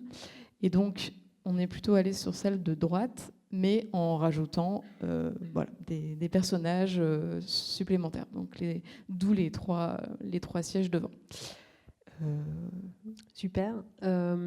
Du coup, ce fait de passer par l'étape de mood board, alors chez Pollen, ça nous sert à voir un peu vers où notre client veut aller. Comment ça se passe dans vos studios respectifs ? Donc, nous, on fonctionne un peu comme ça avec Stéphanie aussi. Dans un premier temps, on se renseigne vraiment sur le sujet, le client, le contexte et tout ça. Ensuite, on a toute une veille un peu justement de ce qu'ont pu faire les autres avant, pendant. Puis voilà, tout un travail de recherche de référence. Et puis après, on va toutes les deux un peu bosser sur un peu un concept. Alors, si dans l'appel d'offres, il y a une demande de note d'intention, c'est à ce moment-là un peu qu'on va réfléchir à notre concept qu'on va mettre en forme. Et ensuite, on va un peu commencer à travailler chacune de son côté. Et on s'échange les fichiers, on rebondit. Il y en a une qui prend la typo de l'autre, qui prend l'illustration de l'autre. Voilà. Donc c'est un peu un jeu de passe-passe comme ça. Et puis après, souvent, on présente 2 voire 3 pistes au client. Voilà, un peu de tout ce petit fourmillement-là. Et ça, oui, c'était la question. Ouais, c'était exactement la question. Et Paul, c'est pareil. En fait, c'est marrant parce que des fois, on parle avec des studios qui ont des process complètement différents, mais là, j'ai l'impression qu'on a un peu tous les mêmes étapes. Ouais. Bah, oui, pareil. Nous, on fait aussi des petits moodboards, des tableaux d'inspi, de choses qu'on aurait pu faire nous aussi, que le client aurait pu ne pas voir, ou des choses qui existent déjà, pour essayer de les orienter. Mais nous, ce qu'on aime beaucoup à travers cette étape-là, c'est que ça nous permet aussi de le préparer à éventuellement aller dans une direction auquel ils ne s'attendent pas forcément.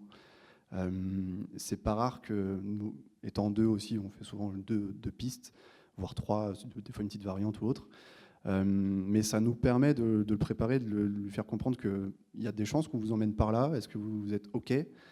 Et du coup, quand on pond des pistes, il y en a souvent une principalement qui répond vraiment à la demande. On reste dans une espèce de zone de confort. Mais du coup, une qui dénote et qui les amène dans une direction peut-être qui aurait pu leur paraître un peu effrayante si on ne les avait pas un minimum préparés. Or là, ce processus fait que finalement, c'est un peu mieux reçu. Et c'est pas rare finalement que c'est la piste qui soit retenue derrière. Donc voilà, c'est vrai que c'est un processus qu'on ne faisait pas forcément au tout départ, ça, le mood board. Au début, on se noyait un peu dans plusieurs pistes et du coup, ça ne marchait pas forcément, ou alors c'était plus compliqué. Mais oui, c'est vrai que ce process-là a vraiment de l'importance chez nous aussi. Super. Alors, j'ai une question pour vous tous. Quand on est graphiste et qu'on travaille pour un festival, qu'est-ce que ça a de particulier par rapport aux autres types de clients, aux autres demandes que vous avez par ailleurs ? Qu'est-ce que ça change en fait de travailler pour un festival ?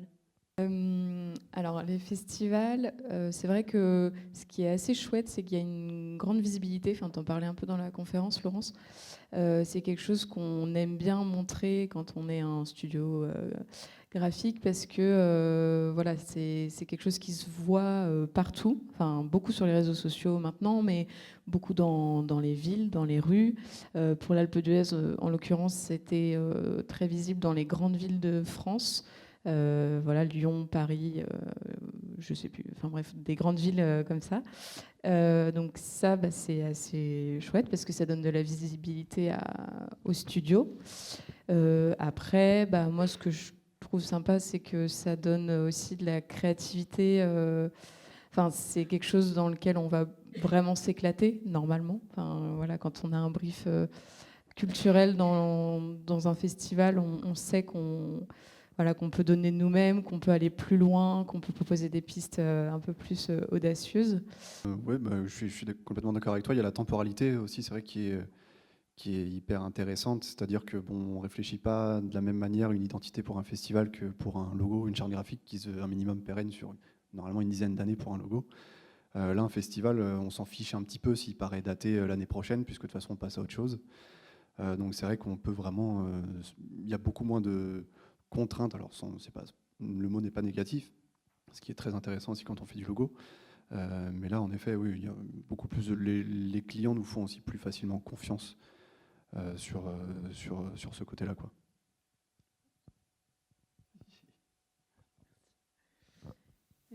Et oui, c'est vrai que je rebondis sur la temporalité. C'est vrai que du coup, on peut se permettre des choses un peu plus folles que pour quelque chose qui est censé durer 10 ou 15 ans, quoi. Donc on est quand même plus libre, on se permet plus de choses. Et puis moi, ce que je vois aussi sur la différence avec un client pour une charte graphique, pour un magazine, c'est que déjà, on travaille quand même vachement dans la longueur. Donc souvent, c'est quand même 6 mois minimum de travail avec le client. Et je trouve qu'il y a vraiment une relation particulière qui s'instaure, en fait. Et souvent, on va au festival, on passe un moment ensemble qui est autre que de travailler ensemble. Je trouve qu'il y a vraiment, ouais, cette notion un peu de partager quelque chose un peu ensemble, quoi. Et puis moi, j'aime bien aussi l'idée il y a une affiche, mais il y a tellement de déclinaisons. C'est que cette affiche, en fait, elle est tellement éclatée dans tous les sens, sur des badges, des programmes, version portrait, version paysage, version... ça vit, quoi. C'est vraiment... ouais. J'imagine que c'est ça qui est plaisant aussi pour vous, quoi. C'est sur le simple badge, un t-shirt, un tote bag, dans le métro parisien, enfin... dans le festival, il y a fête, et c'est vrai que et là particulièrement, pour moi, c'était vraiment cadeau de travailler avec ce genre de visuel, avec énormément d'éléments à pouvoir remettre partout dans la déco. Vous avez vu le bar, là, le bar, la boutique. Enfin, on s'est vraiment éclaté à décliner ce visuel partout dans toute la ville. Il y en avait dans tous les sens. Et alors, une question pas facile, peut-être, c'est justement, qu'est-ce qui fait... non, Charline, ça peut être... pour tout le monde. Comment est-ce qu'on sait quand on a fait une bonne affiche, quand l'affiche est réussie, en fait? Comment faire pour savoir quand l'affiche est réussie? Alors, que ce soit les graphistes vous-même qui l'ayez faite ou que ce soit l'affiche d'autres studios, comment... qu'est-ce qui vous fait vous dire « Ah tiens, là, celle-là, elle était vraiment bien » ou « Telle affiche de tel festival, elle est vraiment sympa ». Moi, je peux vous répondre sur l'aspect organisateur de festival. Là, vraiment, c'était unanime et on a vraiment vu l'adhésion de la population, en fait. Vraiment, les gens se sont appropriés complètement ce visuel et en ont décoré leur vitrine. Même les gens demandaient pour décorer leurs fenêtres. Enfin, ça fait longtemps qu'on n'avait pas eu un visuel qui faisait autant l'unanimité et que la boutique, nous, c'est 10 jours le festival. Au bout de 2 jours, il n'y avait plus rien dans la boutique. Donc là, je dirais l'appropriation de la population de ce visuel et de nos partenaires aussi institutionnels. Enfin, tout le monde a c'est adoré. super. Sur la partie création, il y a plusieurs choses. Je pense déjà... moi, je vois la différence quand je prends du plaisir, quand ça se passe bien avec le client. Et souvent, on ne sort pas le même visuel, quoi. Quand c'est fluide, quand on sent que le client nous fait confiance, on se fait plus confiance et tout est plus fluide et on est plus créatif. Enfin, je trouve que c'est quand même très lié aussi. Après, il y a le sujet aussi. Il y a des sujets qui nous éclatent plus que d'autres. Que ce soit l'éthique ou autre. Mais je trouve que ça rentre vraiment en ligne de compte pour la partie création, en tout cas pour moi. Et cette confiance, justement, c'est pas forcément évident, parce que quand tu es retenu après un appel d'offres par un client et que tu n'as encore jamais travaillé avec cette personne, c'est pas forcément facile. Donc tu me disais que là, il y avait, je vais remontrer, il y avait deux 2 affiches, il y a eu 2 moments différents. Oui, vous avez commencé par bosser sur une première affiche. Voilà, il y a en fait, donc le festival... oui.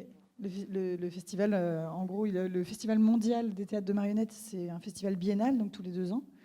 Et entre les 2 ans, il y a le festival donc Tandem, qui est un peu plus restreint. Je pense que Charline en parlera mieux que moi.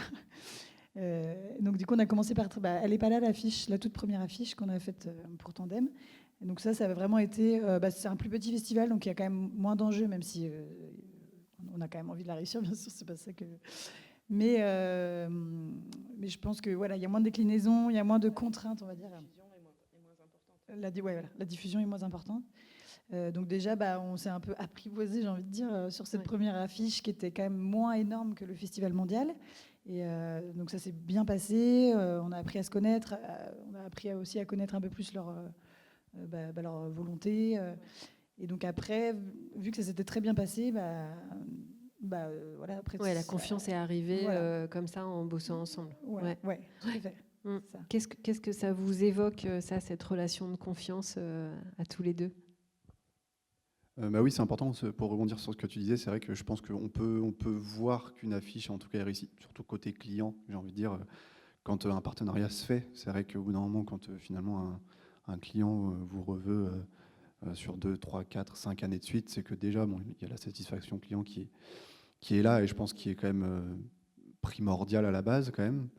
Après, c'est vrai que pour revenir sur quelque chose d'un peu plus terre à terre, il y a toujours ces questions de lisibilité de l'information, accessibilité. C'est vrai que dans le paysage de la ville, c'est vrai qu'on est souvent sur des affichages parfois associatifs où elles sont un peu sursaturées d'affiches. Donc comment on fait pour faire une bonne affiche quand elle est censée vivre à côté d'affiches de partis politiques ou d'autres festivals tout simplement. Donc voilà, ça c'est aussi une vraie question. Et voilà, après, pour revenir à ces questions d'enjeux, etc., forcément, il faut, une fois qu'on...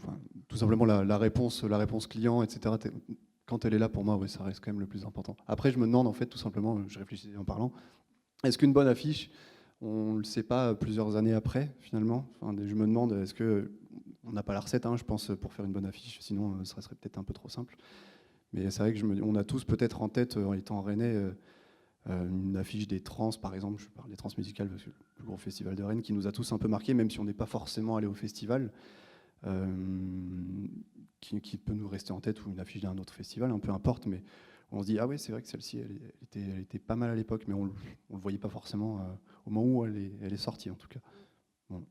Le fait que ça reste en tête longtemps, moi je trouve que les affiches qui marchent le mieux, c'est celles dont je me rappelle même des années après, où je me dis ah ouais, elle était vraiment vraiment réussie, j'aurais bien aimé la faire. Souvent c'est ça. Oui, par rapport à la confiance, c'est vrai que quand ça se passe bien, forcément, on a envie de bien travailler. Et puis, en l'occurrence pour l'Alpe d'Huez. Les clients, ils étaient super cool. Alors, je ne sais pas si c'est parce que c'est un festival de comédie, mais vraiment, ça s'est passé. C'était très, très drôle. Voilà, ils étaient très comiques. Et du coup, ça m'a mise en confiance dès le début. Et ce qui fait que on pense, alors je ne veux pas être présomptueuse, à Pollen Studio, que l'affiche est réussie, c'est aussi le fait qu'on essaye à Pollen de suivre beaucoup les tendances graphiques. Donc on fait des mardis sur les tendances graphiques. Et en l'occurrence, on a essayé pour cette affiche-là de suivre une tendance qu'on avait dégagée. Et donc, logiquement, ça veut dire que dans l'année, si elle suit la tendance, elle est réussie. Bon, après, tout est subjectif, évidemment, mais voilà. Et on va peut-être parler un peu argent, parce que c'est quand même intéressant de savoir combien ça coûte, toutes ces belles affiches. Alors, ce sera peut-être la dernière question. Commencez à préparer vos questions, parce qu'après, on fera tourner le micro pour que vous puissiez poser des questions aussi. Combien ça coûte? Alors, je ne sais pas lequel de vous veut prendre la parole. Moi, j'avais lu, c'était, comment il s'appelle déjà, Graphéine, qui avait publié un tarif à un moment où il s'était un peu insurgé sur les appels d'offres non rémunérés, etc. Ils avaient dit le tarif d'une agence. Alors, Graphéine, ils sont 22, je crois. Enfin, c'est une assez grosse agence à Lyon. Et puis, ils ont une adresse à Paris. Ils disaient qu'un tarif moyen d'agence, c'était 600 € hors taxe la journée que facturait une agence.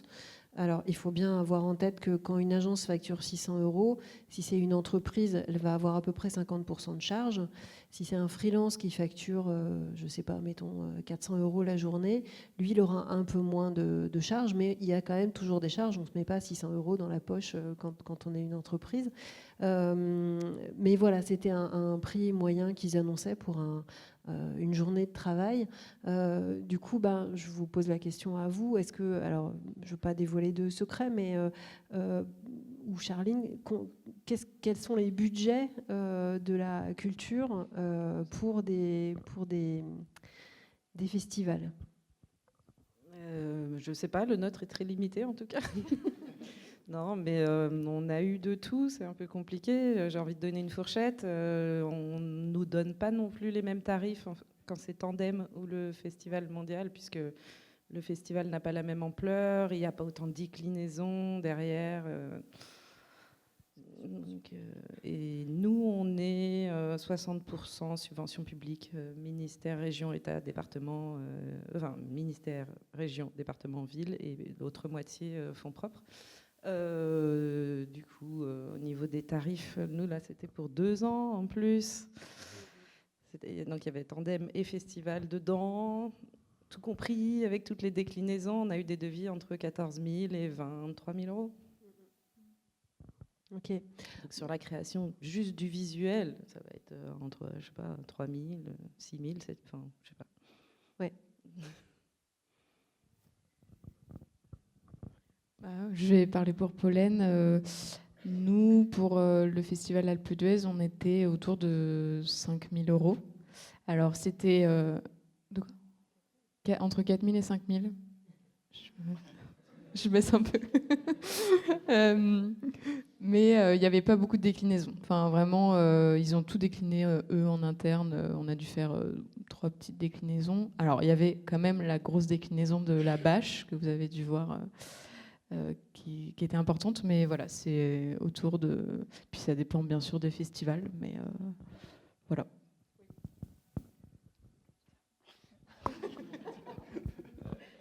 Merci. Oui, pareil, en fait, nous, c'est pareil, on a des festivals qui viennent à nous avec un budget qui est extrêmement serré. En fait, juste en termes de charges et de temps passé dessus, c'est clairement pas rentable du tout. Donc, ok, faut arriver à manger, mais au bout d'un moment, c'est quand même compliqué. Donc, nous, c'est vrai qu'on évite d'accepter des gens qui ont moins de 2 000 € d'enveloppe, en tout cas juste pour une affiche. Parce que quand on nous demande des illustrations, une affiche, même, parce que ça dépend de ce qu'on nous demande en fait en termes de déclinaison, mais nous, par exemple, quand on nous demande une affiche où c'est de l'illustration, on passe pas moins de 4 jours dessus, mais vraiment c'est le minimum syndical, parce que vraiment, prenant en compte toutes les pistes qu'on fait avant de montrer les seules qu'on retient à montrer, en tout cas aux clients, il y en a plein qu'on a gardé juste pour nous. En plus, il y a cette étape parfois d'esquisse, comme j'ai vu, comme nous aussi on fait, qui est validée. Ensuite, il y a 2-3 étapes quand même. Donc en fait, quand en effet on a un tarif jour, faut réussir un minimum à être... ouais, voilà, exactement. Ouais. Et puis droit avec soi-même aussi. Et après, oui, en effet, ça peut aller 15, 20, 30 000 €. En fait, nous, par exemple, pour du plus petit festival qu'on puisse faire, on nous demande juste une affiche. Ça s'en tient à peu près à ça, 2, 3, 4 000 €. Et après, ils ont des gens en interne, on leur donne un petit guideline, histoire voilà, de leur faire quand même des petites simulations qui ne soient pas lâchées dans la nature, parce que des fois, on peut avoir aussi des mauvaises surprises. Des gens qui disent oui, on s'en occupe, et en fait, on aurait préféré le faire nous-mêmes. Et comme d'autres festivals pour lesquels on a travaillé, qui nous demandent absolument tout, mais c'est vraiment, ça va de forcément l'affiche point de départ, jusqu'au moindre petit gif qui sera visible sur le site de la FNAC, qui boucle sur 5 secondes, jusqu'à la signalétique des panneaux toilettes du festival. Donc c'est une enveloppe énorme, mais du coup là on bosse sur un festival. On est contacté par exemple, on est contacté quand par exemple, on est contacté en septembre pour commencer le projet pour un festival qui a lieu en août. de l'année d'après. Donc c'est un énorme chantier, on y passe quasi en moyenne 2 jours par semaine, donc c'est très très conséquent. Donc là oui, c'est des enveloppes beaucoup plus conséquentes. Super. Alors j'ai encore une question, mais vraiment la toute dernière. J'ai dit qu'on voyait beaucoup de festivals avec de l'illustration, beaucoup d'affiches avec de l'illu. Qu'est-ce que vous en pensez, vous? Quelles raisons vous voyez à ça? Qu'est-ce que ça vous évoque? Et c'est vraiment la dernière question, et après ce sera à vous. Ça rejoint un peu ce que je disais sur les tendances. Moi, je pense que c'est beaucoup lié au fait que, voilà, depuis, ça doit faire 2 ans déjà, l'illustration revient vraiment en force, plus de 2 ans, 3 ans. Je pense que c'est lié au fait qu'on veut de l'authenticité, on veut des choses un peu, voilà, qui sortent totalement de nous. Voilà. Après, je pense que ça va peut-être un peu évoluer. Enfin, on le sent déjà. Par exemple, Festival Alpe d'Huez, l'année prochaine, ce sera pas du tout de l'illustration. Voilà, petit teasing. Mais c'est pour montrer que je pense que c'est très intéressant d'utiliser l'illustration parce qu'on peut tout dire. Enfin, faire ce qu'on a fait là avec de la photo, bon, à Pollen, peut-être qu'on en est moins capable, mais ça a moins de force. Mais je pense que la photo, enfin, toutes ces autres choses-là vont revenir aussi. Donc, oui, c'est compliqué de prendre du recul alors qu'on est dans cette tendance, on est en plein dans cette tendance. Mais c'est vrai que je trouve que c'est typique du festival en ce moment, j'ai l'impression, l'utilisation de l'illustration. Et j'ai l'impression qu'il y a un côté aussi peut-être, sans que ce soit négatif, mais peut-être plus populaire, accessible, que parfois des affiches très élitistes, très épurées pour parler d'une programmation extrêmement populaire ou qui, en tout cas, qui veut faire venir la majorité, le plus grand nombre, quoi. Parce que c'est vrai qu'on va avoir j'ai l'impression, en tout cas, qu'on va se permettre des choses un peu plus design graphique sur du théâtre, de la danse, où là, ça va pas vouloir toucher le même public forcément. Et c'est vrai que j'ai l'impression qu'avec l'illustration, effectivement, on peut englober plus de choses. Une photo, c'est quand même un peu plus figé, même si ça peut raconter plein de choses et que j'adore aussi les choses plus épurées et tout ça. Mais je pense que c'est plus difficile à manier des fois et pour rassembler le plus de monde aussi, quoi. J'ai cette sensation. Oui, je te rejoins, c'est ce que j'allais dire. Je te rejoins là-dessus complètement. Il y a peut-être aussi ce côté où l'illustration, ça peut rassurer aussi un petit peu le client. Dans le sens où il peut peut-être avoir un peu plus facilement la main sur les différentes étapes de l'illustration ou de l'évolution, ou de quelle manière ça va finir. Là où, comme tu disais, je te rejoins sur la photo ou la typo, tout de suite, encore plus la photo, même si j'adore ça, c'est peut-être mettre un peu plus au pied du mur le client, ou en tout cas même en dehors du client, même le spectateur aussi.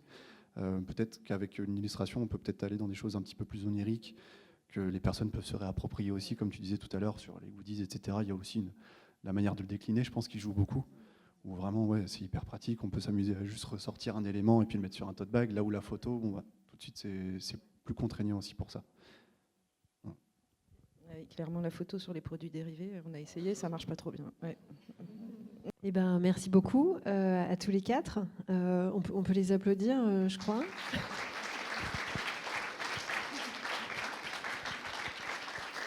Avant de poser vos questions, juste vous nous dites peut-être votre prénom et puis si vous êtes graphiste, freelance, étudiant, professionnel, annonceur. Bonjour, moi je m'appelle Jean-Adrien, je travaille dans des festivals culturels justement. Je connais Paul. Salut. Et on s'est déjà vu. Et moi ma question c'était par rapport à l'accessibilité au niveau des couleurs. C'est quoi votre point de vue là-dessus ? L'accessibilité, moi je pense que plus il y a de la couleur, après c'est mon point de vue, plus c'est attractif. Après c'est vrai qu'il faut penser aux aplats, enfin voilà, du blanc sur du jaune, enfin voilà, il y a des choses comme ça où faut éviter, surtout de loin. Donc il y a cet aspect contraste qui est hyper important, je pense surtout au niveau du nom, voilà, du festival. Après pour ce qui est de l'affiche en général, je pense que c'est moins important. Enfin, voilà, c'est tout l'aspect graphique qu'on développe, mais c'est surtout le nom qui doit être accessible. Donc voilà. Quelques années avec un ami, je me baladais dans la rue et c'est vrai que je trouve que c'est des questions qu'on se pose pas assez en tant que graphiste et on n'est pas assez formé en fait à ces questions-là d'accessibilité. Et en fait, donc je me baladais dans la rue avec un ami et il me dit, bah tu vois cette affiche, je ne peux rien lire, je suis daltonien. Je ne savais pas qu'il était daltonien. Et donc c'était vraiment de la transparence avec du vert et du rouge. C'était un jeu, c'était très très esthétique, très. Et effectivement, j'ai réalisé ce jour-là, c'était quand même très tardif, alors que j'étais déjà graphiste en activité, qu'effectivement, il y a une partie de la population qui potentiellement ne pouvait pas lire ce qu'on faisait, quoi, si on utilisait mal les couleurs. Alors, je ne dis pas qu'aujourd'hui, j'y réfléchis tous les jours, ce serait faux, quoi, même si... mais je trouve qu'effectivement, moi, c'est des notions que j'essaie d'amener, par exemple, là où j'enseigne, c'est de pourquoi pas faire un workshop autour de l'accessibilité, justement, et les différentes contraintes des différents publics, parce qu'aujourd'hui, à part le facile à lire et à comprendre, là, le FALC, graphiquement, c'est très limité pour les gens qui ont des contraintes d'accessibilité. Et c'est vrai que c'est une question qui est très intéressante et qu'on ne développe pas assez, je pense. Julia Barbeau, étudiante en licence pro design graphique à Rennes 2. Et j'avais une question concernant tout ce qui est déclinaison de support, et notamment support genre bâche, et de décliner, en fait, que ça s'entasse, et qu'est-ce qu'on en fait de ces bâches, tous ces supports qui ont été créés, qui ne sont plus utilisés parce qu'il y a des dates, parce qu'il y a des choses comme ça. Et ouais, toutes ces questions de bâche et de support. On travaille de plus en plus au festival, mais effectivement, il y a encore beaucoup d'efforts à faire sur la réutilisation de... Donc, c'est pour ça qu'on a demandé à Hélène et Stéphanie de travailler sur les FMTM qu'on a, nous, déclinés sur tous nos drapeaux aux entrées des salles de spectacle. Il y a une 30aine de lieux dans la ville, et qu'on puisse réutiliser d'édition en édition. Donc là, sur Tandem 20, oui. Sur Tandem 24, on a repris le M pour pouvoir réutiliser nos drapeaux, et je pense que pour 25, on va aussi réutiliser ces lettres tuyaux, encore au moins une édition pour éviter le gaspillage. Et puis on verra pour la suite, mais c'est une très bonne question. Je sais qu'il y a des associations qui récupèrent les bâches et qui fabriquent plein de trucs avec, genre des sacs à main et tout ça, mais oui, effectivement. Nous c'est pareil, là, on s'est vu là, depuis 2-3 ans, notamment un festival avec qui on bosse, qui a lieu à Dijon, qui s'appelle le Vif Festival, qui n'existe plus maintenant, parce qu'il était en déficit aussi. Mais qui nous a demandé au départ, on avait fait une affiche, et il y avait des bâches de scène qu'on devait faire, et forcément elles étaient hyper brandées de l'année en cours, quoi. Et pour l'année d'après, c'était venu autant de nous que de eux, parce qu'on a été sur le festival, et en effet, on se prend une claque parce que c'est magnifique, mais il y a une double claque aussi. On se dit, ouais, par contre derrière, c'est un peu dommage, quoi, parce que c'est des trucs qui sont géants, qui font 10 mètres de haut sur 5. Et du coup, on s'était mis d'accord pour essayer d'arriver à quelque chose d'adaptable, en tout cas sur plusieurs années, d'avoir des bâches qui aient au moins une espérance de vie de 5 éditions. Bon, du coup, le festival n'a pas eu plus d'éditions que ça. Mais bon, c'était bien tenté, ouais. Mais en minimisant, en tout cas, se suffire du logo du festival, ou en tout cas un élément graphique, parce qu'on avait bossé 5 ans avec eux, donc juste la durée de vie de ce festival-là. Et on avait instauré sur 5 ans une sorte de petit élément graphique qui accompagnait le logo, qui servait un petit peu de blason. Et on nous a demandé, en fait, au bout d'un moment, de juste mettre ce blason-là sur un fond de couleur uni, voué à être finalement utilisé tous les ans. Et après, c'était même un peu l'enjeu dans le brief de base, c'est comment on lit la nouvelle identité qui va sortir, parce qu'il faut quand même faire quelque chose de nouveau, mais comment on lit la nouvelle à l'ancienne et aux précédentes, etc. En tout cas, c'est très intéressant parce que ces deux questions, c'est vraiment des questions, je trouve, où le graphiste peut, en discutant avec son commanditaire, amener des solutions. Et là, on est vraiment dans le design, on est vraiment dans le comment je peux répondre à la demande en amenant des idées peut-être un peu différentes de ce qu'on a l'habitude de voir, que ce soit sur l'accessibilité ou sur la réutilisation des supports. Et c'est là que c'est intéressant d'avoir un dialogue avec le client. C'est vraiment là que la confiance et l'échange est hyper important et peut amener plein de solutions. Bonjour, Amandine, UX designer. J'avais des questions concernant vos échanges que vous pouvez avoir avec vos clients, parce que vous créez des affiches, des éléments graphiques. Souvent, vous les détourez, vous en faites un gros dossier que vous envoyez à votre client pour qu'ensuite il puisse faire les déclinaisons. C'était pour savoir comment vous gérez ce côté où communication où votre client va faire des déclinaisons et vous ne savez pas trop ce que ça va devenir. Et est-ce que vous utilisez déjà un logiciel où vous avez déjà des composants, ou est-ce que vous leur faites confiance et vous dites faites avec Paint ou avec Canva ou Figma? Alors Paint, j'espère qu'il ne travaille pas avec Paint parce que sinon ce serait un peu... je pense qu'on parlait de confiance tout à l'heure, c'est un petit peu lié. Enfin, on donne le bébé un peu aux clients. En général, c'est un peu pédagogique. Enfin, disons qu'il y a certains clients qui ne demandent pas, mais il y en a d'autres où on peut les guider vers comment réutiliser tel ou tel élément. Parfois, on donne juste le fichier source de notre affiche. Pour Alpe d'Huez, c'était facile parce qu'il n'y avait qu'un élément central, possiblement les 3 personnages à utiliser. Parfois, il y a des kits, je vais peut-être vous laisser en parler. Et puis souvent, on demande aussi quel logiciel ils ont eux en interne. Est-ce que vous avez la suite Adobe? Et on espère qu'ils ont la suite Adobe, mais c'est pas toujours le cas. Comme ça qu'on fonctionne aussi. C'est pour ça que dans notre demande de base, il y a le dossier de presse qui me donne moi plein d'idées de mise en page, comment elle décline le visuel, et puis vous me faites les grands formats mobilier urbain. Et puis après, il me semble que je vous montrais quand même un petit peu ce que je faisais, quelques pages du programme, vous m'aviez aussi un petit peu dirigé. Plus le festival approche, plus on est dans le jus, et plus là, après, on sort des trucs sans plus rien vous montrer parce qu'on n'a plus le temps. Mais au début, il y a quand même un petit échange, mais que vous ne m'avez pas demandé, mais qu'on a fait de façon naturelle. Oui, c'est ça. Et puis après, ça dépend aussi pour répondre aussi à ta question, c'est que la plupart du temps, quand ils récupèrent le fichier pour faire des déclinaisons eux-mêmes, souvent, ils ont la suite Adobe et souvent, ils ont des petites notions quand même. Parce que quand on nous demande de faire des déclinaisons sur... je ne sais pas, ça peut arriver, OpenOffice. Généralement, on essaie de ne pas accepter, parce que là, on rentre dans des... ça nous rajoute beaucoup d'heures de boulot pour des tout petits prix, de petites déclinaisons, machin. Et puis, franchement, des fois, il y a des clients qui, comme Charline, avec qui ça se passe très bien et qui maîtrisent vraiment le visuel, qui essayent vraiment de respecter le visuel. Et puis, il y a des clients avec qui, des fois, oui, on tombe sur des trucs, on fait « Ah !» Et puis là, il faut lâcher prise, quoi.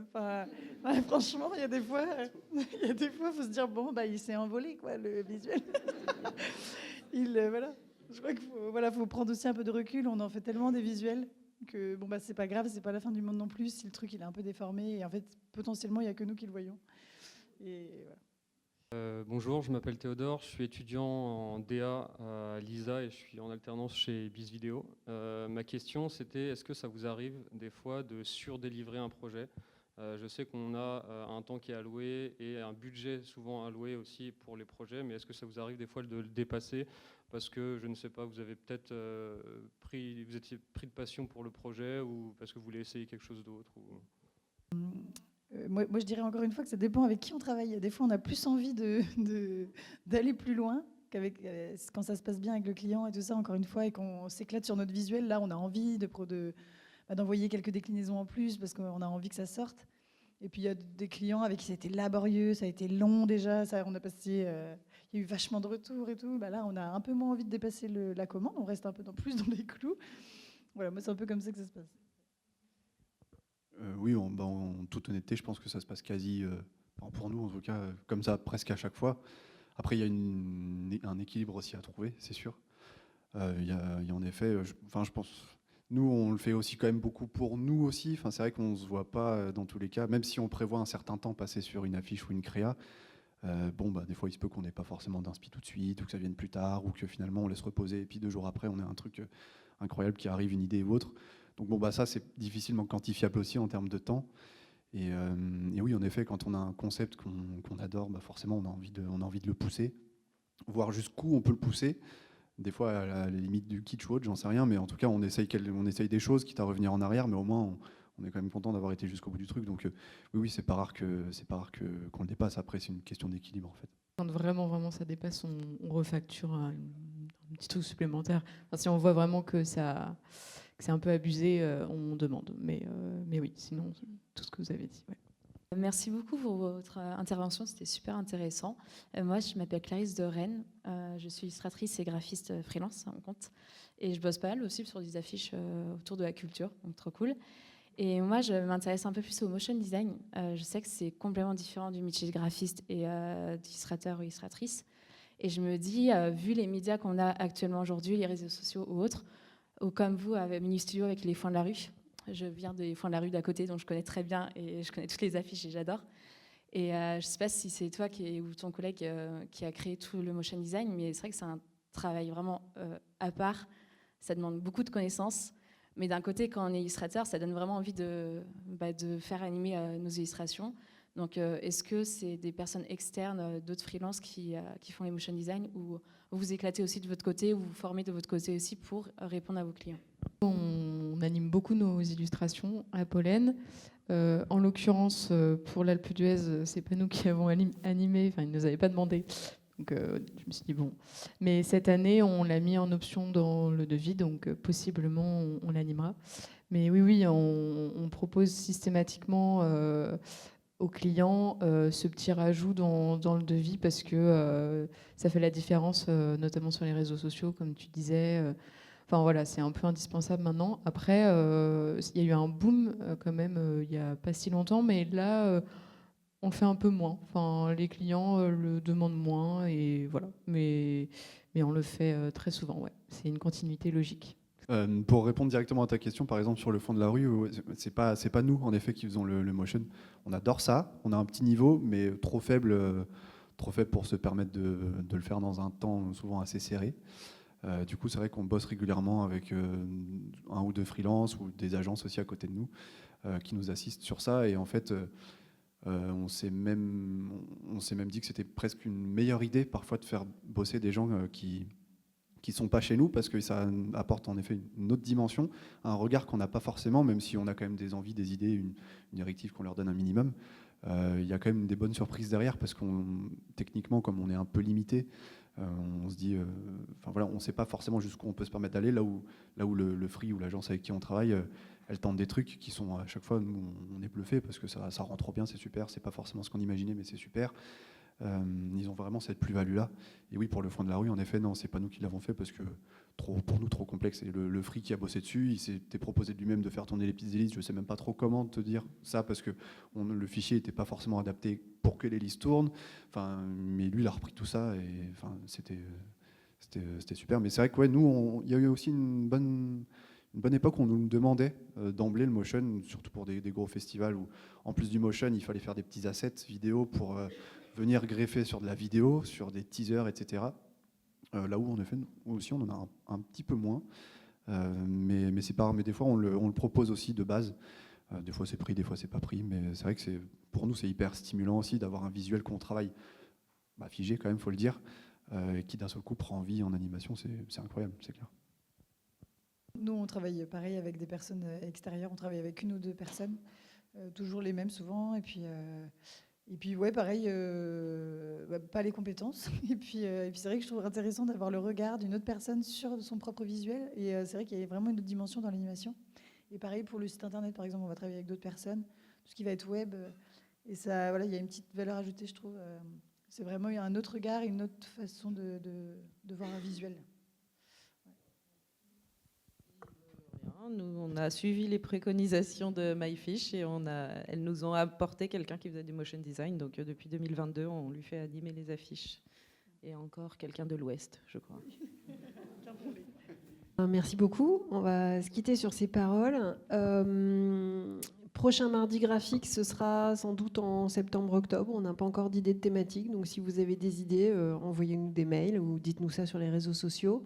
Qu'est-ce que je voulais dire d'autre? Et si vous voulez prolonger la magie, on se retrouve à la porte d'entrée pour aller boire un coup. Voilà, merci beaucoup.